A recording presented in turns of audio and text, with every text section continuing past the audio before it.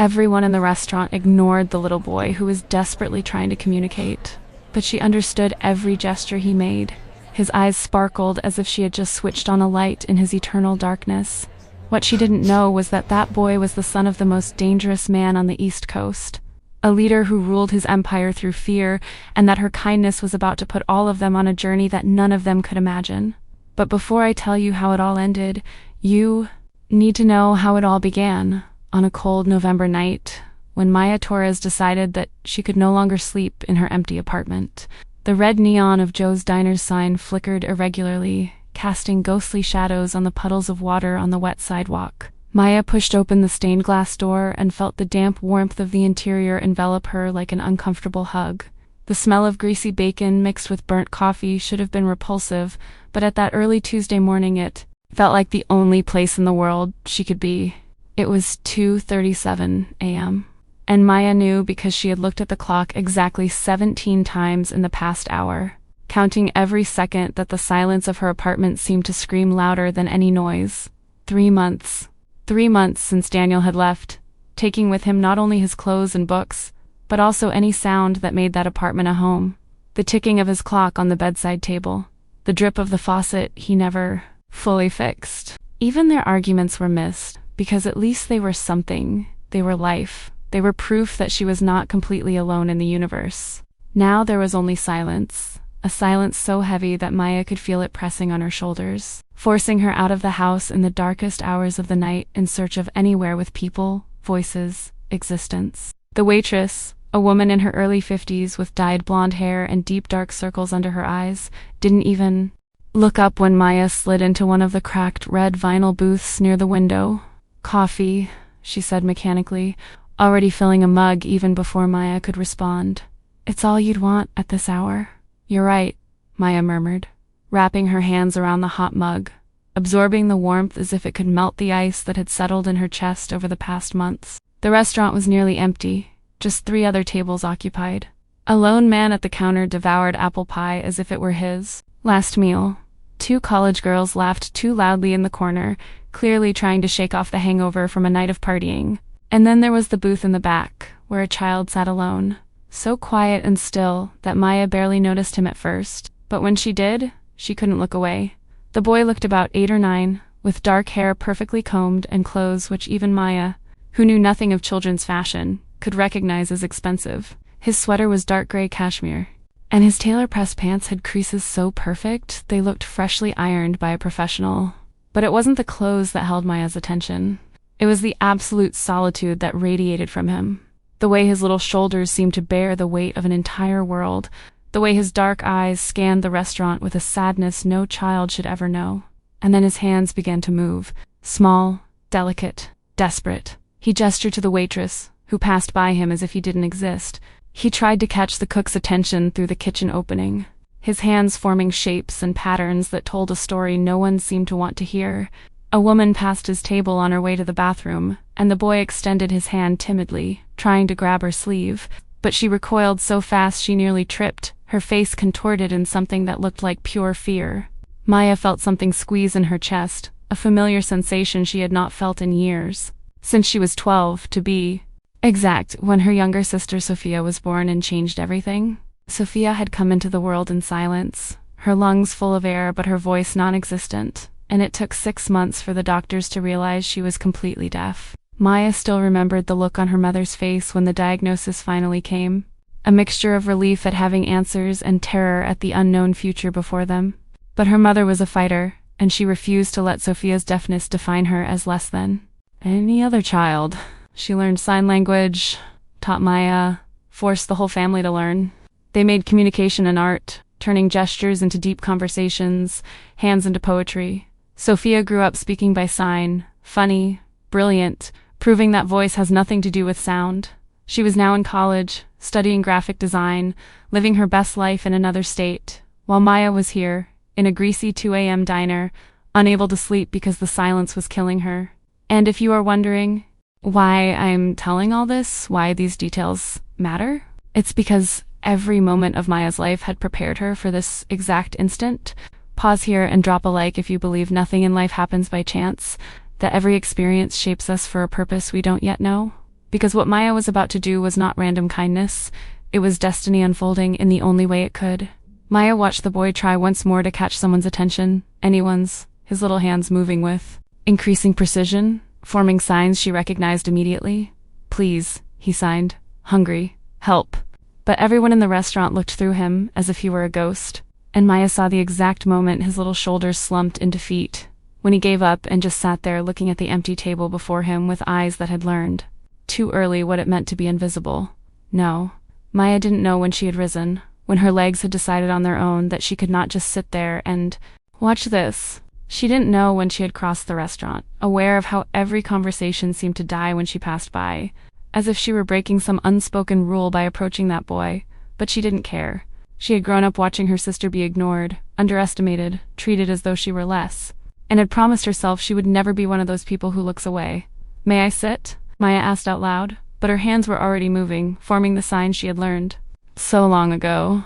The effect was electric, instant, devastating in its intensity. The boy looked up, his dark eyes widening so much Maya could see the whites around them, and then his entire face changed. It was like watching sunrise, like seeing a flower bloom in time-lapse, like witnessing a miracle happening in real time. His smile began small, hesitant, as if he wasn't certain it was real, then spread, lighting every inch of his face until he was radiant, utterly incandescent with joy. "You can see me?" he signed back, his hands trembling with emotion. "You really can see me?" "I can see you perfectly," Maya answered, sliding into the seat across from him, feeling inexplicable tears burning in her eyes. "What is your name, dear?" "Mateo," he spelled with his fingers, then made a sign Maya didn't recognize. Likely his personal sign, the sign language version of a signature, but everyone calls me Matt, except my father. He calls me Piccolo, which means little in Italian. It's a beautiful name, Maya signed back. "I am Maya. Are you hungry? Let me order something for you." Mateo's eyes filled with tears, and he nodded so vigorously that his perfectly combed hair became tousled. "No one ever asks me what I want," he signed, the words spilling too fast, full of emotion held back for far too long. "They just put things in front of me and expect me to eat, or they ignore me completely. Sometimes I think I'm a ghost. Sometimes I think I died and no one told me." Maya's heart cracked in pieces right there, in that greasy booth in a third-rate diner. "You are not a ghost," she signed firmly. "You are real, you are here, and I see you. Now let's order the best sandwich here and talk about important things, like what your favorite movie is, and if you prefer dogs or cats." Mateo's smile was so pure, so genuine, Maya felt something inside her break, something frozen since Daniel left, since she had forgotten what it meant to matter to someone. They spent the next 20 minutes in their own bubble, hands flying between them in a conversation that flowed more easily than any spoken conversation Maya had had in months. Mateo told about his comic book collection, how he loved to draw superheroes even if no one ever asked to see his drawings, about how he had a goldfish named Rocket who was his best friend because at least Rocket didn't look at him with fear. Maya told about Sophia, how her sister had proven that being deaf didn't mean being less, about how communication was about connection, not sound. And then the restaurant door opened, and the whole world seemed to freeze. Maya felt it even before she saw it, a shift in air pressure, as if something immense and dangerous had just entered the space. The waitress dropped the coffee pot she was holding, and it shattered on the floor in an explosion of glass and hot coffee, but the woman didn't blink, her eyes fixed on the door with an expression that could only be described as absolute terror. The man at the counter dropped his fork and very slowly turned to face the wall, as if making eye contact was a fatal error. 4 men entered first, all wearing identical black suits, all with their hands visibly near overcoats, too bulky to be just coats. They spread out through the restaurant with military precision, checking every corner, every booth, their faces hard as stone as they scanned for threats. Maya felt her blood freeze when she realized everyone in the restaurant, absolutely everyone, had become completely motionless, as if any movement would draw unwanted attention. Then he entered. The 5th man was different from the others, though he wore an equally expensive, equally dark suit. He was tall, probably about 6'3", with broad shoulders and a physical presence that seemed to fill all available space. His black hair was slicked back from his face, revealing features that seemed carved from Italian marble, all hard lines and sharp angles. But it was his eyes that made. Maya, unable to breathe, eyes so dark they looked black from afar, cold as winter ice, surveying the restaurant with the kind of gaze a predator casts before it strikes. He wore a dark gray overcoat over the suit, and when he moved, it was with the fluid grace of someone who knew exactly how much power he possessed and was not afraid to use it. Maya saw one of the guards whisper something in his ear, pointing in the direction of the booth where she and Mateo sat, and then those dark eyes locked on her with the intensity of a laser, and she felt as if every secret she had ever had was being ripped from her soul and examined. The man crossed the restaurant, and it was like watching Moses part the Red Sea, because every person and object moved aside from him as if he carried an invisible force pushing the world away. His expensive shoes made a rhythmic sound on the checkered floor, each step a sentence being spoken, each closer movement increasing the sense of dread that grew in Maya's stomach. She wanted to run. Every instinct in her body screamed for her to get up and flee, but Mateo's little hand had found hers on the table, and she could not abandon this boy now. The man stopped beside their booth, and Maya had to tilt her head back to meet his gaze. Up close she could see details she had missed from afar. A small scar across his left eyebrow, the shadow of stubble suggesting he had been awake for a long time, the smell of expensive cologne mixed with something darker, more dangerous that she could not identify. Then his eyes softened, just a fraction, just enough to transform his whole face, when he looked at Mateo. "Piccolo," he said, and his voice was deep, rich, carrying an Italian accent that made each word sound like music, even when there was steel underneath. "You scared me." Mateo's hands began to fly, signing so fast even Maya, fluent in sign language, had trouble keeping up. But she caught the essentials, the words father, hungry, and "you see me," and saw when the man's eyes moved from her to Mateo and back, processing, calculating, evaluating. Then he did something that completely surprised Maya. He knelt down beside their booth, lowering himself to Mateo's eye level, and his big, calloused hands began moving in signs that were clumsy but clearly practiced. The language of someone who had learned but never mastered. "I asked you to wait in the car," he signed slowly. "Why did you come out?" "Because I'm hungry," Mateo replied. And Maya noticed how his signs had slowed too, been simplified, adapting to his father's level of comprehension. "And because I'm tired of waiting, always waiting." The man's jaw clenched, and Maya saw something pass through his eyes that could have been pain, could have been guilt, could have been the realization he was failing his son in ways he didn't know how to fix. Then those dark eyes fixed on Maya again, and all kindness vanished, replaced by something cold, hard, dangerous. "Who are you?" he asked aloud, his words slow and deliberate. "And how do you know my son's language?" Maya's mouth was so dry she had to swallow twice before she could speak. "My name is Maya Torres. I learned sign language for my younger sister, who was born deaf. She looked at Mateo, who watched her with pleading eyes. "I saw him trying to communicate, and no one was paying attention, so I thought I'd try to help." The man studied her for a long moment, and Maya felt as if she were being dissected. Each layer of who she was peeled and examined. "You tried to help," he repeated, and there was something in his tone she couldn't decipher. How convenient. One of the guards approached and whispered something urgent in his ear, but he dismissed him with a brusque wave, his eyes never leaving Maya's face. "Do you know who I am?" he asked, and there was no explicit threat in the words, but Maya could feel one vibrating in the air between them anyway. "No," Maya answered honestly, because what else could she say? Would she? The faintest of smiles touched his lips, and in some way it was more frightening than any scowl would have been. "No," he agreed. "Perhaps it's better this way." He stood up, his immense body blocking the fluorescent light above them and casting long shadows over the table.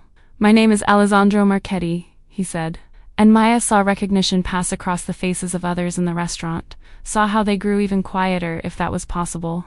"And you, Miss Torres, have just become very interesting to me." Mateo tugged his father's sleeve, signing something Maya couldn't fully see, but it made Alessandro's expression change again, soften at the edges. "My son says you are the first person who treated him like he mattered," Alessandro continued, his voice low, still dangerous, but with something beneath now. "He says you could see him when no one else could. That is rare, Miss Torres, precious." Your hand moved, and Maya thought for a terrifying second that he was reaching for a gun. But instead, you took a business card from your inner coat pocket and placed it on the table between them. "Something so rare," he continued. "I would like to discuss an arrangement with you." Maya looked at the card. It was heavy black, with silver embossed letters that simply read Alessandro Marchetti, followed by a phone number. No title, no company, no other information. Just a name and a way to contact him, as though that was all anyone would need to know. What kind of arrangement? Maya asked, her voice weaker than she would have liked. Alessandro looked at Matteo, and that softness returned. That transformation that made it obvious that this dangerous man loved his son more than anything in the world. My son needs someone who can truly communicate with him, he said. Someone who sees him as a person, not as a responsibility or a burden or something to fear. You have shown you can be that person. So I am offering you a job. Teach my son. Converse with him. Give him what everyone else has failed to give someone who understands. Maya felt as if the ground had disappeared beneath her feet. A job? Teaching the son of a man who was clearly, obviously dangerous? Someone who made entire people freeze in fear when he entered a room? I am not a teacher, she began, but Alessandro interrupted with a wave of his hand. I am not looking for a teacher, he said. I am looking for someone who cares. And you, Miss Torres, have demonstrated that you care enough to cross a restaurant and speak to a child everyone else was pretending not to see. That tells me everything I need to know about your character. He leaned slightly forward, and Maya had to fight the impulse to shrink. So, what do you say? Do you accept my offer? And here is where I will stop for a second and ask you to leave a comment telling me what you would do in that situation. Would you accept a job from a clearly dangerous man to help a child who obviously needs you? Or would you refuse and return to your empty apartment and lonely life? Comment now, because Maya is about to make a decision that will change everything. And if you haven't yet subscribed to Karma Stories, press that subscribe button because this story is only beginning and you will not want to miss what happens next. Maya looked at Matteo, who watched her with hope so obvious, so raw in his dark eyes that it cut through any objection she might have made. This was a boy who had been invisible his whole life, who had learned not to expect anything from anyone. And now he looked at her as though she were the answer to prayers he didn't even know he had made. How could she say no? How could she look at that face and choose to return to the void of her life when she could make a difference in one? All right, Maya heard herself say, words coming before her rational mind could stop them. I accept, but I have conditions.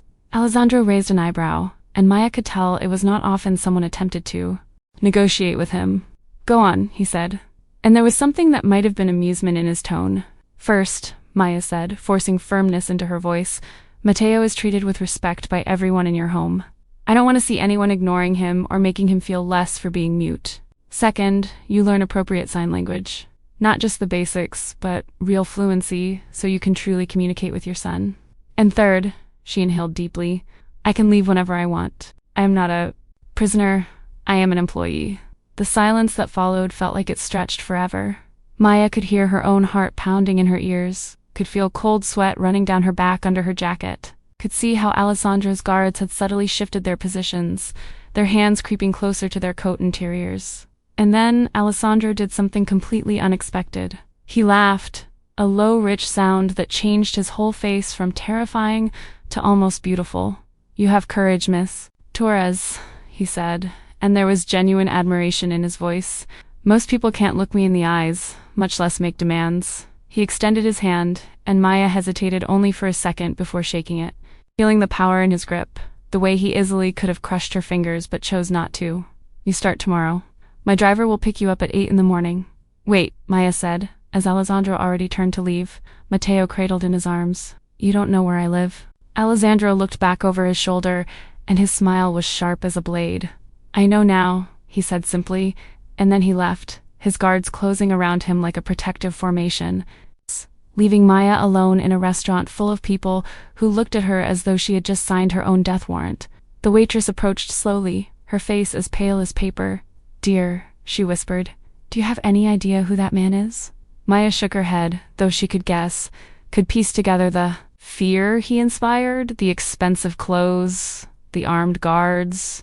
Alessandro Marchetti, the waitress continued, her voice trembling, is the boss of the most powerful crime family on the East Coast. He controls everything from the ports to the streets, and people say he has the police, the politicians, everyone in his pocket. And you just made a deal with him. Maya's stomach churned, bile rising in her throat. But then she remembered Matteo's face, how he had lit up when someone finally saw him. Finally recognized him as a person instead of an invisible inconvenience. And she thought of her own life, of the empty apartment and sleepless nights, and the loneliness that had brought her to that diner in the first place. Maybe it was madness. Maybe it was the worst decision she had ever made. But for the first time in months, Maya felt she had a purpose, a reason to wake in the morning, someone who needed her. So be it, she murmured to herself, picking up the black card from the table and placing it carefully in her wallet. So be it. She did not sleep that night. How could she? Every time she closed her eyes, she saw Alessandro's face, those dark eyes that seemed to see through her, that dangerous smile promising as much protection as threat. She saw Matteo's hands flying in the air, saw hope pure in his face when he realized someone understood his language, and she wondered over and over what kind of world she was stepping into, what kind of dangers awaited, what kind of person she would become when it was all over.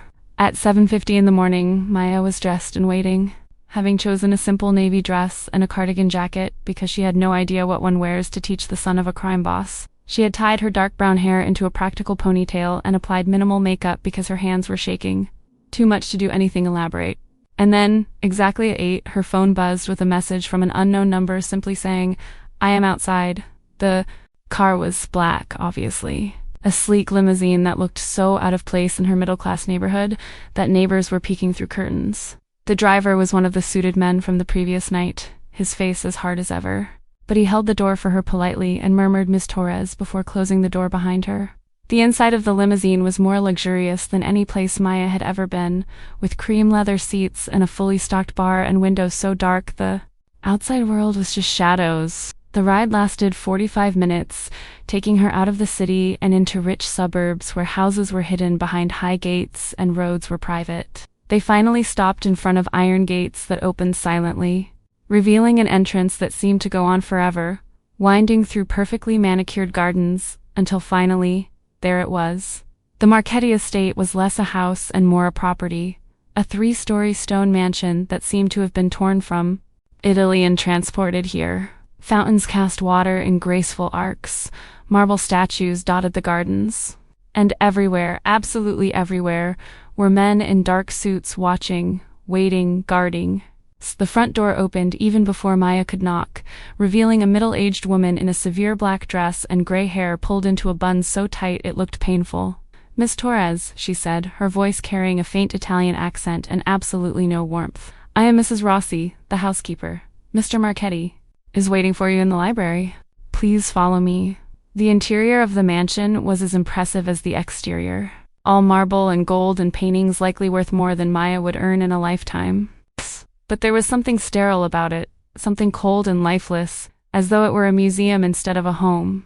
The library was a huge room with double-height ceilings and bookshelves reaching from floor to ceiling. Alessandro stood near a large window, hands in the pockets of yet another perfectly tailored suit, this one dark gray with a black tie. He turned when Maya entered, and in daylight she could see new details about him.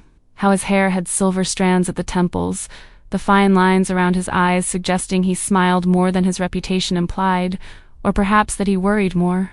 "Miss Torres," he said, gesturing to one of the leather chairs. "Thank you for coming." As though she had had a choice. As though this wasn't the sort of invitation that was really in order. But Maya didn't say that. She just sat and waited, her hands politely folded in her lap, even though they trembled. Alessandro sat across from her, and when he leaned forward she could smell his expensive cologne, see the intensity in his dark eyes.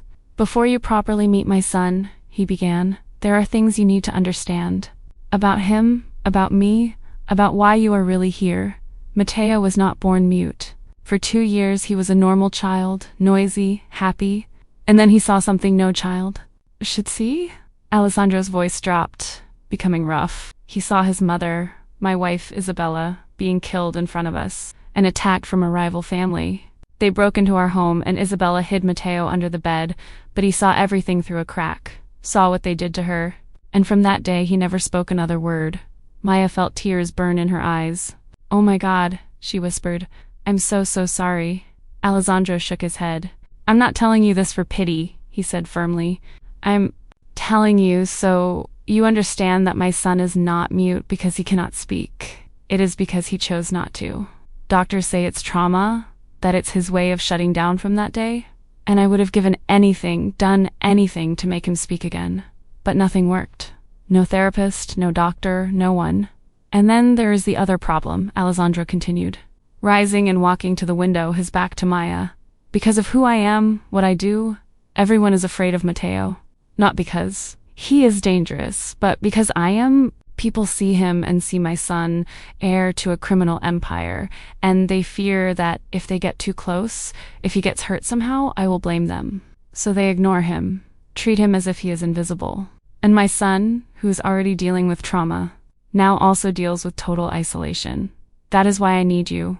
Alessandro turned to face her, and there was something like desperation in his eyes. You are not afraid of him. You are not afraid of me, or at least not enough to remain paralyzed by it. You looked at my son and saw a child who needed help, and you helped without hesitation, without calculating personal cost. That is rare, Miss Torres. In my world, where everything is negotiation and betrayal and bought loyalty, genuine kindness is rarer than diamonds. And my son needs that. Needs someone who sees him as just a boy, not a symbol or responsibility. Maya swallowed hard, processing everything he had said. What exactly do you expect me to do? She asked, be his friend, Alessandro said simply. Teach him, converse with him. Give him a childhood as much as is possible in our situation. And he hesitated for the first time. Help me be a better father to him. I love my son more than my own life, but I don't know how to reach him. I don't know how to fix what's broken in him when I am a big part of why it's broken. Before Maya could respond, the library door opened and Matteo ran in, his face lighting when he saw Maya. He wore a superhero t-shirt and jeans, looking like a normal child for the first time. And he ran straight to her, his hands flying in greeting. You came back? He signed, his whole body vibrating with excitement. I thought maybe I dreamed of you. I promised I would return, Maya signed back, her heart melting as Matteo flung himself into her arms in a hug. And now we will spend lots of time together. We will learn new things and talk about anything you want to talk about, Alessandro observed the interaction, and Maya saw his expression soften, saw something like hope cross his face. Matteo, he signed awkwardly, Miss Maya is going to be your teacher now. You need to behave and listen to her, okay? Matteo nodded enthusiastically, then looked at Maya and signed something which made Alessandro freeze. Is she like a mother? The boy asked, his eyes large and hopeful. Will she stay like Mom used to? The silence that followed was heavy enough to crush. Maya saw Alessandro struggling with emotion, saw the moment his mask nearly slipped before he pulled it back into place. She is your teacher, Piccolo, he signed back. But there was softness in his movements that belied the words. But if you like her very much, maybe she will stay a long time. Matteo looked at Maya, and she saw a question in his eyes, a silent plea that she not leave like every other teacher and nanny before her. I will stay as long as you need me, Maya signed to him, and she realized she meant it. She promised, and that was the beginning of everything. That was the moment when Maya Torres, a 28-year-old data entry technician whose biggest drama before this was a bad breakup, became part of a world she never knew existed. But she could not have known then, on that first day at the Marchetti estate, that her decision to help a lonely boy in a restaurant was about to place her at the center of a war that would test everything she thought she knew about loyalty, love, and what it means to be family. The first 2 weeks were surreal in their normality. Maya arrived every morning at 8, was escorted to the classroom prepared for her and Matteo, and spent the day teaching him everything from math to history, but always, always through the filter of sign language and real conversation. She taught him about emotions, about how to express feelings he had buried deeply since his mother's death. She taught him that it was okay to be angry, okay to be sad, okay to just be a boy. Sometimes. And Matteo flourished. It was like watching a plant kept in darkness finally receive sunlight. He began to smile more, to laugh in that way children do when something is genuinely funny. He began to seek Maya out, to share his ideas and drawings and fears. And slowly, very slowly, other staff in the house began to notice. Mrs. Rossi began to make eye contact with Matteo, began asking through Maya what he wanted for lunch instead of just assuming. The guards began nodding to him, instead of averting their eyes. And Alessandro watched it all with the intensity of a hawk, appearing at strange moments to observe Maya teaching, lingering at the doorway just long enough to see Matteo interact with her before disappearing back into his business. But Maya could feel his eyes on her, could feel the weight of his scrutiny, and she didn't know whether she should feel flattered or terrified that this dangerous man was paying such close attention to her. It was in the 3rd week that everything changed. Maya was in the garden with Matteo, teaching him about different types of plants, when she heard loud voices coming from Alessandro's office. She shouldn't have investigated, she knew she shouldn't, but something about the urgency in the voices drew her. She told Matteo to wait, and walked toward the office, stopping just outside a slightly open door where she could hear without being seen. "Stefano is moving against you," she heard a man say. "He thinks you've become weak. He says you spent too much time with the boy, not enough in business. He is riling the other families, trying to form a coalition." Alessandro's voice when he answered was so cold it made Maya shiver. "Let him try. Anyone who moves against me will learn very quickly why I'm still in command." "But boss," another man said, "he's targeting your weakness. He knows about the boy, about the teacher.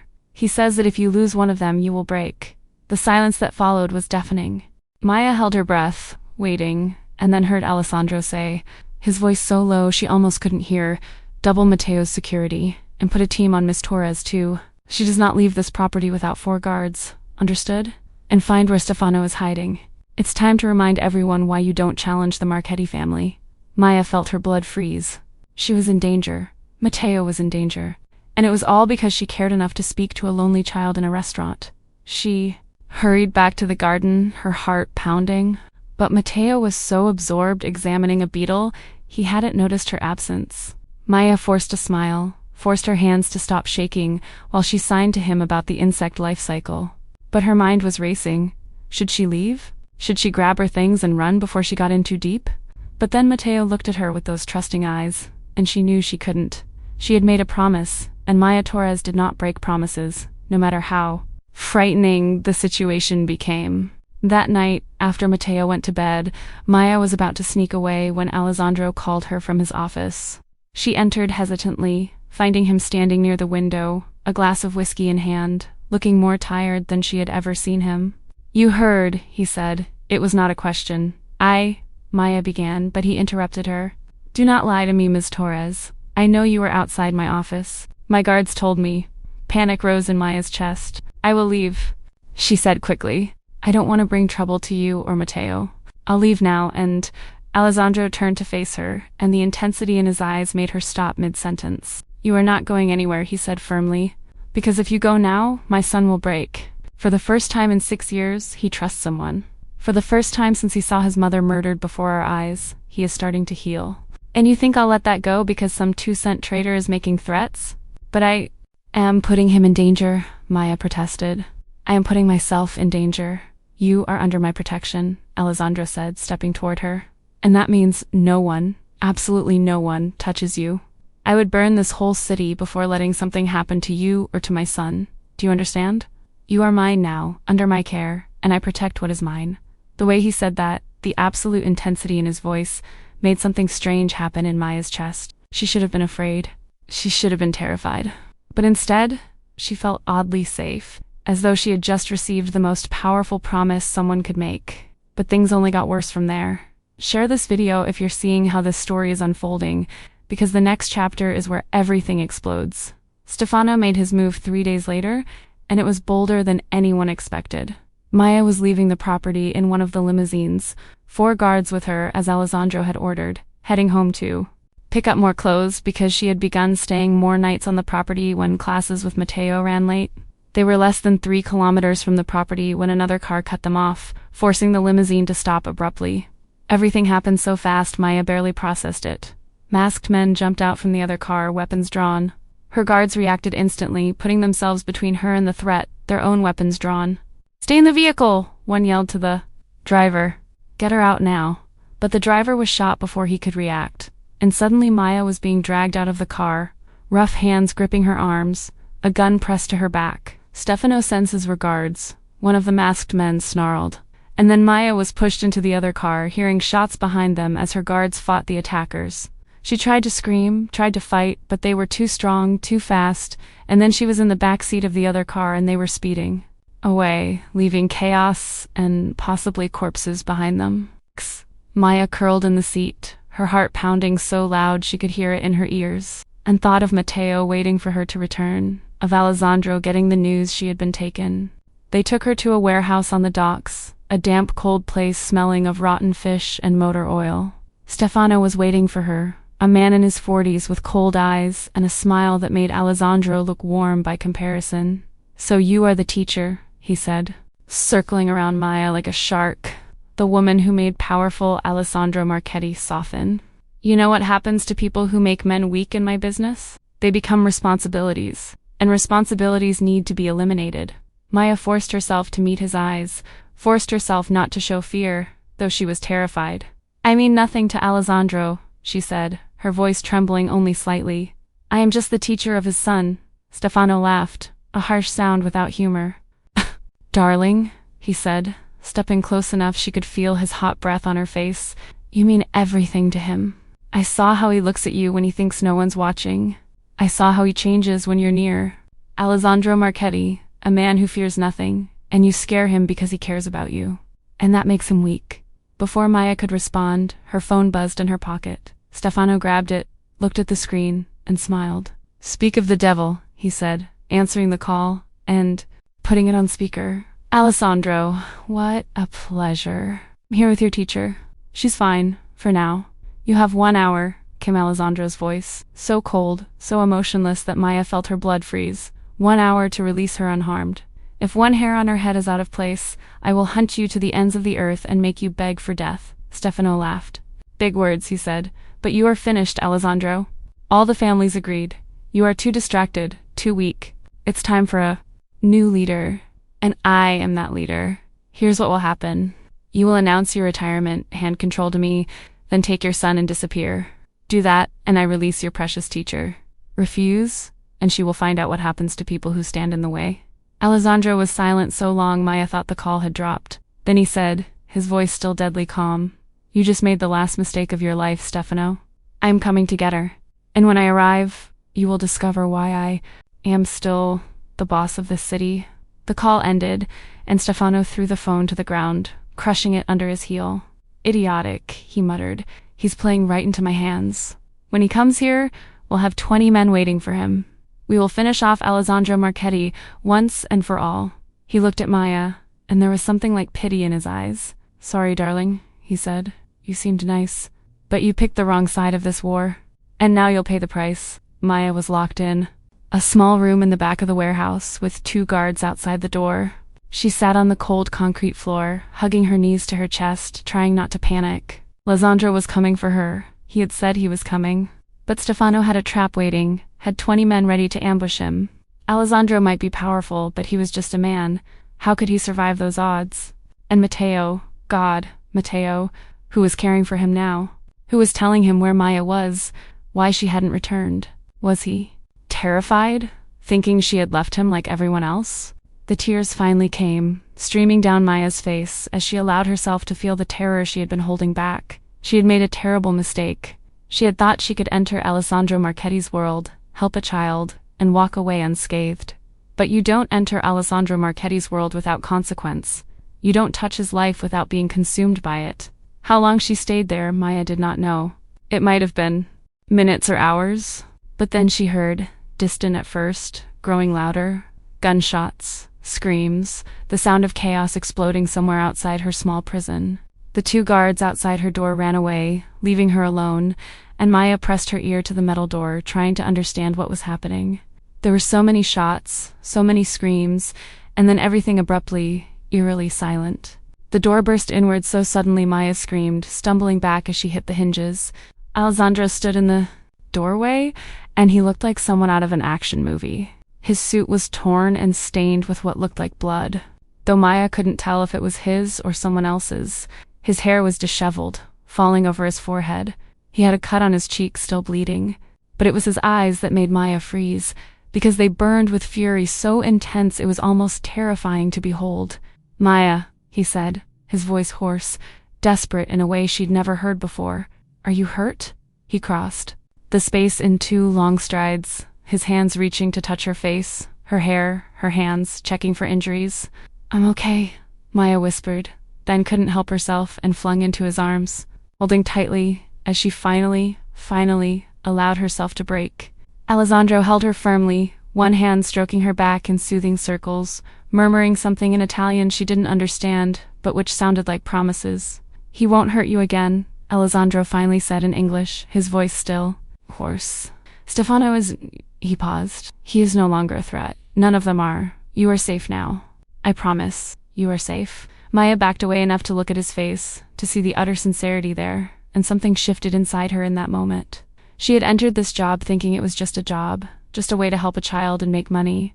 But at some point between that first day and now, between watching Alessandro love his son and being protected by this dangerous man, she had fallen in love, completely, irrevocably in love. How did you find me? She whispered. How did you survive the ambush? Alessandro smiled, and it was fierce and proud. Stefano underestimated how much loyalty I bought over the years, he said. Half the men who were supposed to ambush me worked for me. They told me where you were, told me the layout of the warehouse. I just had to walk in and remind everyone why you don't mess with my family. He kissed her hair away from her face, stroking her cheek with his thumb. And you are my family now, Maya. Do you realize that? From the moment you spoke to my son, from the moment you showed kindness when no one else did, you became mine. The words should have frightened Maya, should have made her want to run. But instead she leaned into his touch, allowed herself to absorb the safety of being in his arms. Matteo, she whispered. Is he okay? He was terrified when you didn't come back, Alessandro admitted. But Mrs. Rossi is with him, and I called him before I came here. Told him I was bringing you home. He's waiting for you. Let's go home, Maya said. And the word home slipped out so naturally, as though the Marchetti estate had always been her home, as though she had always belonged there. The ride back was silent, Alessandro keeping a hand intertwined with hers the entire time, as if afraid she might vanish if he let go. And when they finally reached the property, when the door opened and Matteo came running with tears streaming down his face, Maya knew she was exactly where she was meant to be. Matteo threw himself into her arms, signing so fast she barely kept up. I thought you had left. I thought you abandoned me. Never, Maya signed back, holding him tight. I promised I'd stay, and I always keep my promises. Alessandro watched the two of them with an expression Maya had never seen before, something tender and vulnerable and hopeful. And when Matteo finally pulled away and Alessandro walked toward them, drawing both into a hug, Maya felt something click into place in her chest. This was her family now. Strange, dangerous, complicated, but hers. You subscribe now to Karma Stories, you'll see how the story ends, because it is not over yet. There are still twists to come. The months that followed were the strangest and most wonderful of Maya's life. She officially moved into the Marchetti estate, not by force, but by choice, because commuting every day back and forth seemed wasteful when she was spending 14 hours a day there anyway. Alessandro gave her an entire suite, a bedroom, with a living room and a bathroom the size of her old apartment. And gradually she began to bring in her things, transforming it into a space that felt like hers. And Matteo? God, Matteo bloomed in ways even Maya couldn't have predicted.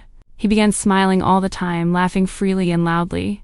He started to approach people instead of shrinking away, to initiate conversations by signs rather than waiting for others to notice him first. He still didn't speak, and Maya didn't know if he ever would, but it didn't matter. He had a voice through his hands, through his expressions, through how his whole body came alive when he was happy. And then there was Alessandro. He began joining in their classes sometimes, sitting at the back of the room watching, and slowly, very slowly, his sign language improved. Maya spent nights with him after Matteo went to bed, the two sitting in the library with sign language books spread between them, she gently correcting his hand forms, laughing when he got frustrated at his own clumsiness. And sometimes during those quiet nights, Alessandro told stories about Isabella, how she had been the light of his life, how her death had broken something in him he didn't think could be mended. But then you appeared, he said one night, eyes dark, fixed on Maya's face, and suddenly there was light again.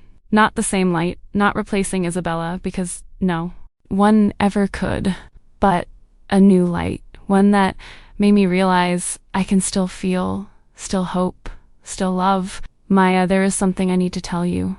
Maya's heart began racing. What is it? Alessandro took her hands, holding them between his, and for the first time since she had known him he seemed nervous. I am in love with you, he said simply. I know I am dangerous. I know my world is not safe. I know you deserve something better than a man with blood on his hands, but I can no longer pretend that you're just Matteo's teacher. You are more than that. You are everything. Maya felt tears burn in her eyes, felt her heart expand so wide in her chest it hurt.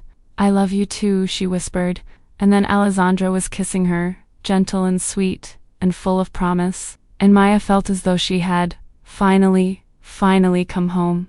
They kept their relationship quiet at first, neither hiding exactly nor announcing. But Mateo discovered, of course, because children always know. He caught them kissing in the library one night, and rather than be upset or confused, he simply smiled and signed, "Finally. I've been trying to get you to date for weeks." And then, 6 months after Maya first entered their lives, Alessandro proposed.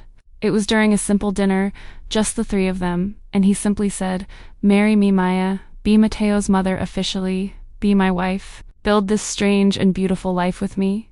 And Maya, who had entered that diner months ago just trying to escape loneliness, who thought she would never find family or purpose or love, said yes without hesitation.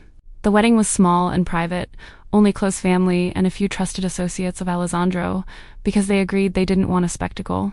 But Mateo was the ring bearer, wearing a little tux and carrying the rings with such seriousness that the adults had to fight not to laugh. And when Alessandro placed the ring on Maya's finger, when he pulled her into a kiss that made everyone applaud, Mateo signed, "Now we are a real family, a complete family." And they were. The years that followed were not always easy, because Alessandro's world was dangerous, and there were always threats, always challenges, but they faced everything together. Maya gradually assumed more responsibilities, not just as Mateo's mother, but as Alessandro's advisor, using her external perspective to help him see solutions he had missed. She became a bridge between his legitimate and illegitimate worlds, someone who could navigate both with grace.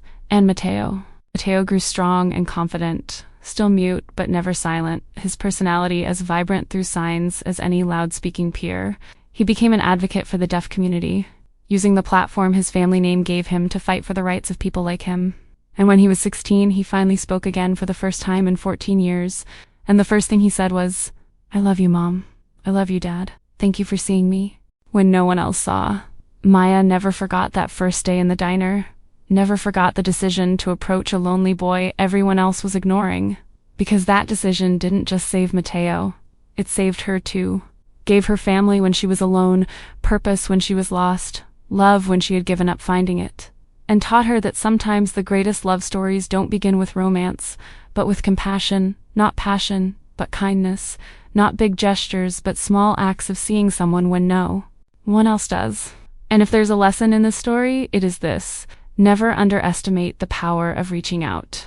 Never underestimate what can happen when you choose kindness over indifference, connection over convenience, love over fear. Because Maya could have ignored Mateo in that diner, could have turned away and pretended she didn't see, but she didn't. And that choice changed 3 lives forever. So if you are watching this now, leave a like saying you will try to see the invisible people around you, that you will reach out when others withdraw, that you will choose kindness even when it's hard. And share this video because this message needs to be heard. Alessandro and Maya still live on the estate, so Alessandro has slowly begun moving the business toward more legitimate operations, using his family's money to build something Mateo can be proud of instead of something he must hide. And sometimes, on quiet nights when Mateo is asleep and they are alone in the library where it all changed, Alessandro pulls Maya into his arms and murmurs, "Thank you for seeing my son, for seeing me, for saving us." And Maya always responds the same, "You saved me too." Because that is the truth about real love, about real family. It is not about one person saving another. It's about saving each other, repeatedly, every day, through small and big choices. It's about seeing someone fully, all their darkness and light, and choosing to stay anyway. It's about building something beautiful, out of broken pieces, about finding light in shadows, about turning trauma into healing.